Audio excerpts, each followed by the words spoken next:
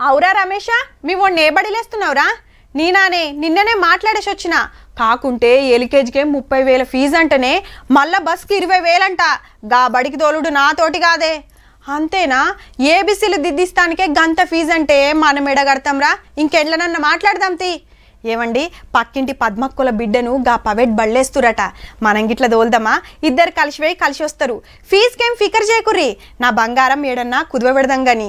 నీ ఇంత పెద్ద ఊరన్నట్టేనాయే ఓ బడి దిక్కులేదు. గిట్లుంటాయి గరీబోళ్ళ బడి ఫీజుల బాధలు.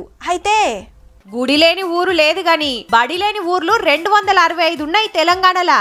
మరాళ్లకు చదివేట్లా శాస్త్రమెట్లా? చల్ పల్లెకో ఈ స్కూల్ ఉండాల్సిందేనని ఆర్డర్ వేసిండు సీఎం సారు. ఇప్పుడైతే కొత్తగా 203 స్కూళ్లు చాలు కాబోతున్నాయి. 1వ తరగతికెళ్ళి 5వ తరగతి దాకా.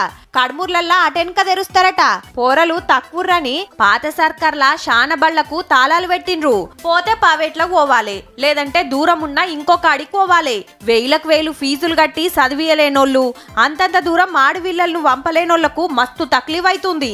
గందుకే కొత్త సర్కార్ రాగానే లెక్కలు తీపిస్తే 265 పల్లెల్లా ఇస్కూలు లేవని లెక్క తేలితే 203 షురువైతున్నాయిగా.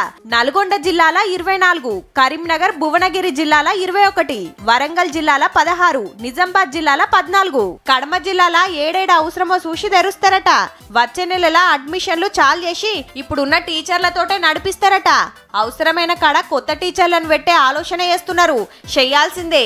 పవెట్లా ఫీజులు కట్టలేక తలకాయలు పట్టుకుంటుండ్రు అమ్మనాయనలు.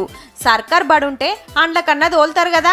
అట్లనే జర టాయిలెట్లు, బెంచీలు, కుర్చీలు సకల సౌలతులు చేయుర్రి సార్లు. కానీ ఆ గవర్నమెంట్ మూసేసిన బళ్ళను ఈ గవర్నమెంట్ తెరుస్తుందంటే అందరం తారీఫ్ చేయాల్సిన ముచ్చటేనబ్బా.